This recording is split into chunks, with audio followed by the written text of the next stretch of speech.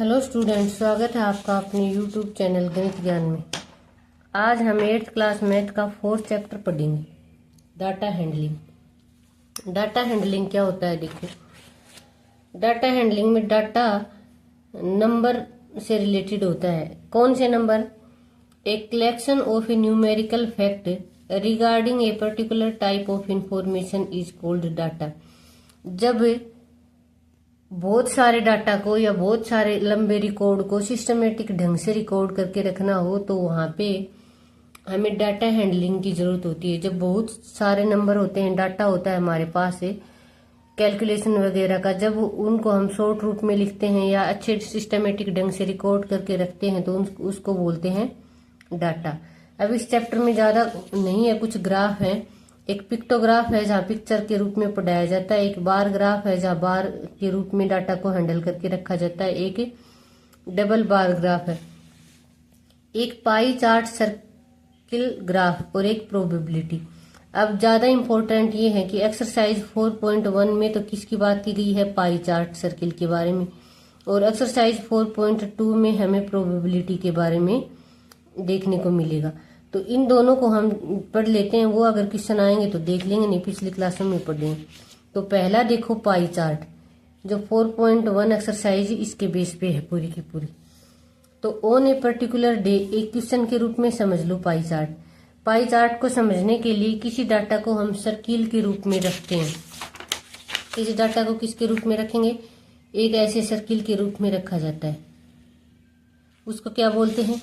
पाई chart या circle graph. अब चलो देख लेते हैं पहले। ऑन ए पर्टिकुलर डे, किसी स्पेशल दिन, a sale of different item of a bakers shops are given below. कोई स्पेशल दिन था जहां आइटम की सेल हुई थी। Ordinary bread 320, biscuit 120, cake and pastries 160 और फ्रूट्स 80, अदर 40। ये सारा का सारा डाटा किसी दुकान का है जो स्पेशल दिन इन चीजों की उसने बिक्री की थी, इनको बेचा था। अब इसको हमें पाई चार्ट के रूप में कन्वर्ट करना है। किसके रूप में? पाई चार्ट के रूप में।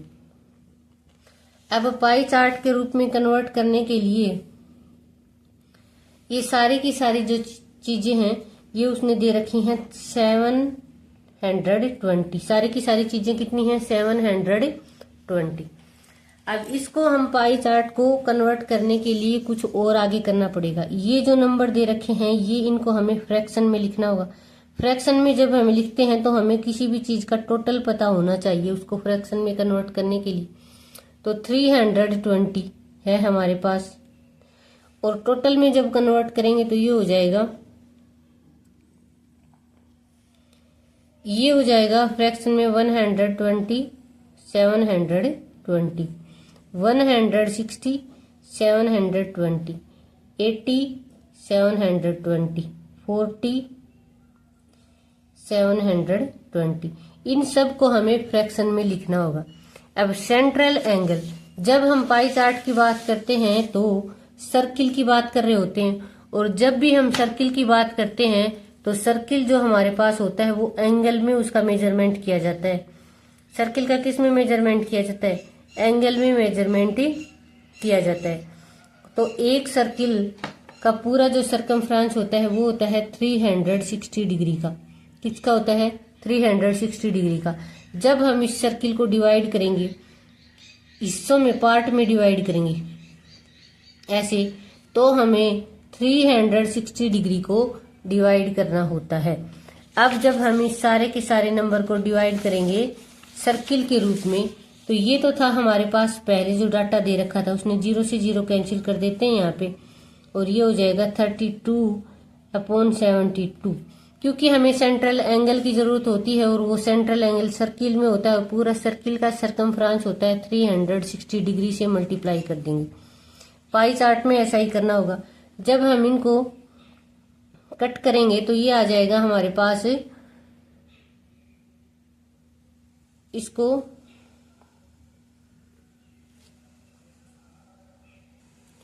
इसको कट करेंगे तो 9 जा पे 9 8 जा 9 4 जा 36, यहाँ से कट हो जाएगा 8 5 जा 40। तो ये आ जाएगा हमारे पास 160 डिग्री।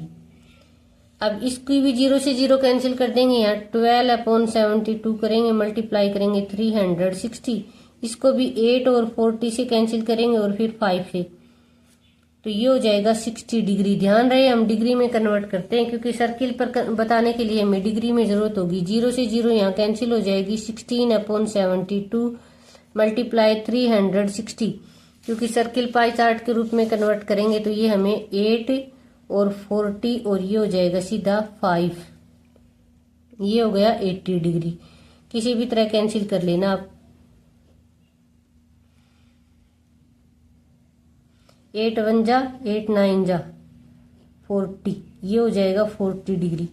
और ये 0 से 0 कैंसिल करेंगे तो 4 और 72 मल्टीप्लाई 360, 8 और 40 और 8 1 जा 5, इनको जब हमने कैंसिल किया तो ये आ गया 20 डिग्री।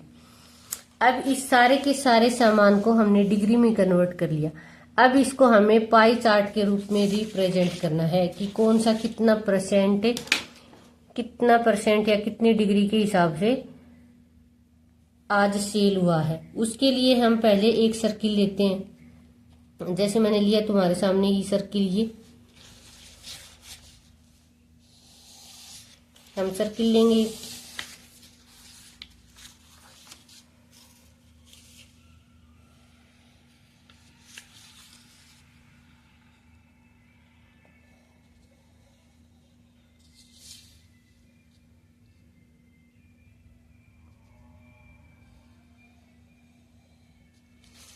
ये एक सर्किल हो गया हमारा।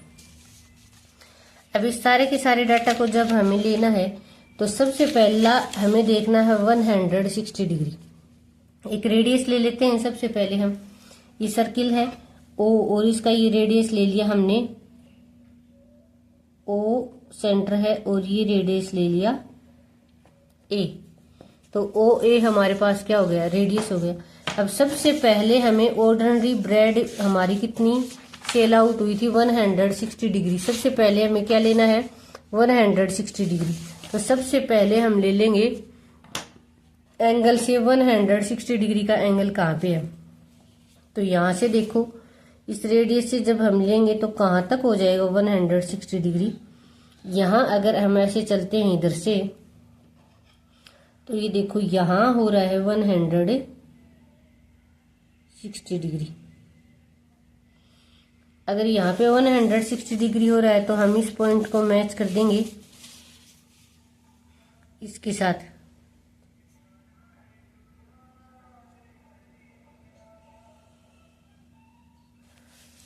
ये जो इतना डिग्री एंगल था ये हमारे पास है 160 डिग्री। और इतना क्या था लिख देंगे हम, इतना हिस्सा किसका भी का था, ऑर्डिनरी ब्रेड का, ऑर्डिनरी ब्रेड। अब देखो अगला है 60 डिग्री। 60 डिग्री के क्या सेल हुए थे, बिस्किट हुए थे। अब इस लाइन को बेस मानकर, जो लाइन हमने इसको ऐसे घुमा लेंगे हम, और इस लाइन को बेस मानकर हमें अगला बताना है 60 डिग्री। अब लाइन आगे से आगे वाली बेस मानते चलेंगे हम। इस लाइन को बेस मानकर हमें आगे का बताना है 60 डिग्री। ऐसे चल रहे थे हम, तो यहां है 60 डिग्री। इसको हम मैच कर देंगे यहाँ पे इसके साथ।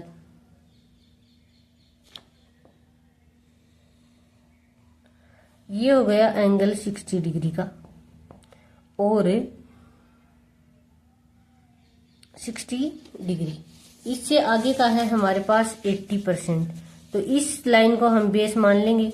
जो लाइन हम आगे से आगे चलते चले रहे हैं उनको बेस मानते चलेंगे। यहाँ बेस मान के हम अगला एंगल लेंगे 80% का, 80 डिग्री का, सॉरी 80% नहीं 80 डिग्री। ओके, और यहाँ से ये हो जाएगा 80 का, ये वाला हिस्सा। अब उससे अगला एक लेंगे 40 और एक लेंगे 20। तो इस लाइन को जब हम बेस मानेंगे तो 40 यहाँ हो रहा है,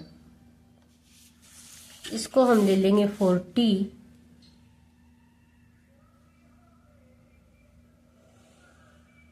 ये रह गया 40 और ये फिर एक अकेला ही रह गया 20।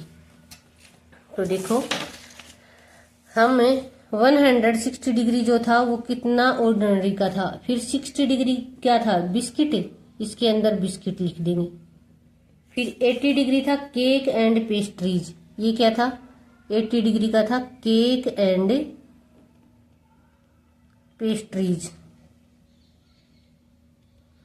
और ये थे 40 डिग्री के थे फ्रूट, और ये था अदर। तो ये हमने सारा का सारा जो डाटा था ये पाई चार्ट के रूप में कन्वर्ट कर दिया। ये जो डाटा एक टेबल के रूप में हमारे सामने आया था, ये हमने पाई चार्ट के रूप में कन्वर्ट कर दिया।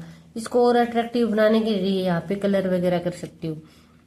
तो ये देखो, ये एक लंबी लिस्ट थी, इस तरह रिप्रेजेंट करना था। इस तरह रिप्रेजेंट करने से डाटा क्या होता है, अच्छे से संभाल के रखा जाता है, अच्छे से मैनेज करके रखा जाता है और कम जगह में रखा जा सकता है। इसलिए जो लंबे डाटा होते हैं, कलेक्शन ऑफ डाटा होते हैं, बहुत सारे नंबर की एक कलेक्शन होती है, उनको जब आपको संभाल के रखना होता है तो वहां डाटा हैंडलिंग का यूज किया जाता है। तो ये तो था पाई चार्ट। इस टाइप के जो सर्किल के क्वेश्चन आएंगे ना पाई चार्ट वाले, वो 4.1 की एक्सरसाइज में आएंगे और उसमें हमें इसी तरह से एंगल से डिवाइड करके बताना है। अब हमें दूसरी एक्सरसाइज पढ़नी है प्रोबेबिलिटी 4.2। उसके बारे में भी इसी वीडियो में बात कर लेते हैं, फिर लगातार एक्सरसाइज स्टार्ट कर देंगे आगे चल के। तो देखो, दूसरा है प्रोबेबिलिटी। प्रोबेबिलिटी का मतलब यहां होता है चांस।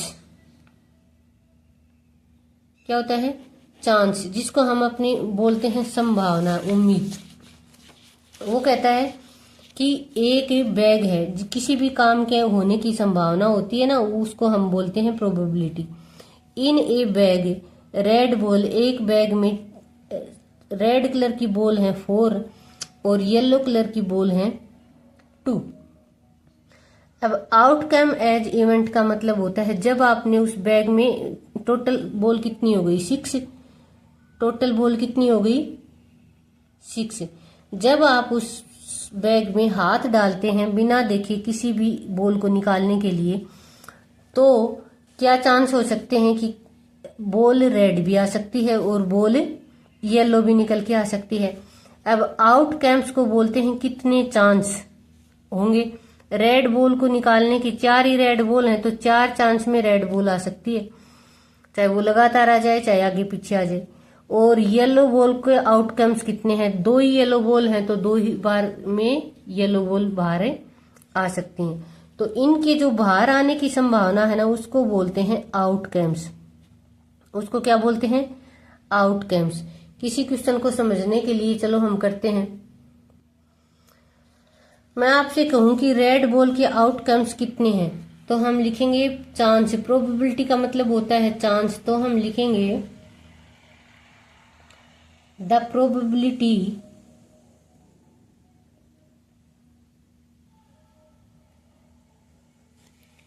ऑफ गेटिंग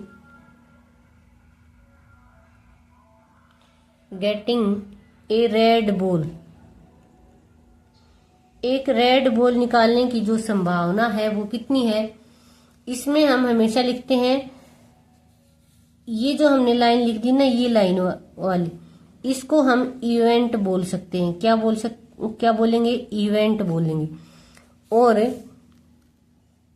जब हम उसमें 6 बार हाथ दे के उस बैग से निकालेंगे तो 4 टाइम्स से टोटल नंबर्स कितने हैं 6, और 4 टाइम्स ही क्या हो जाएंगे, उसके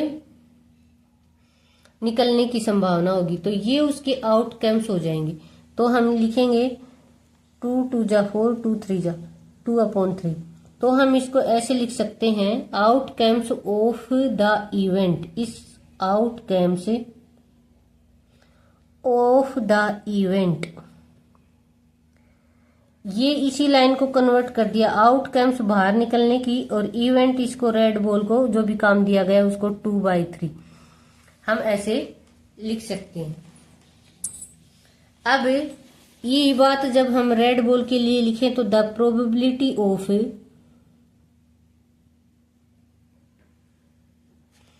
of getting a yellow ball. इस लाइन को हम इवेंट के रूप में कन्वर्ट कर सकते हैं, तो इसको हम ऐसे लिख सकेंगे, outcome of the event. Total ball कितनी है हमारे पास 6, और कितने चांस हो सकते हैं 2, 2 1 जा 2 3 जा इज इक्वल टू 1/3। तो किसी भी येलो बॉल के चांस कितने हो सकते हैं 1/3, और किसी के भी रेड बॉल के कितने हो सकते हैं 2/3। ये था निकालने का। अब हम लास्ट में एक बार, अब देखो इनको जब हम फॉर्मूले में याद करें, प्रोबेबिलिटी ऑफ द इवेंट, कोई भी चीज आपको निकालने के लिए किसी भी चीज की प्रोबेबिलिटी निकालने की बात दी गई हो, प्रोबेबिलिटी का मतलब होता है संभावना या chance, of an event. Event का मतलब यहाँ कुछ भी हो सकता है। उसका एक फॉर्मूला होता है number of outcome that make an events. Number of outcome, outcome मतलब चांस, कोई चीज कितनी बार बाहर आने की संभावना है, नंबर्स ऑफ आउटकम्स।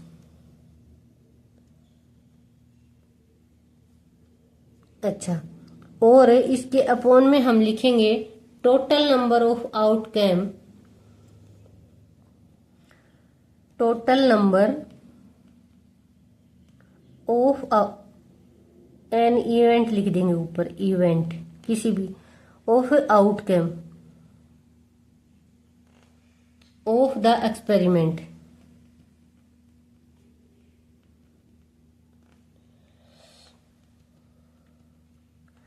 अब देखो इससे हमें, देखो हमने 6 बार निकालने का एक्सपेरिमेंट किया, टोटल बॉल कितनी थी 6, तो हम उसमें 6 टाइम्स अपना हाथ देकर बॉल निकालेंगे, तो टोटल एक्सपेरिमेंट अपना कितना हो गया 6 टाइम।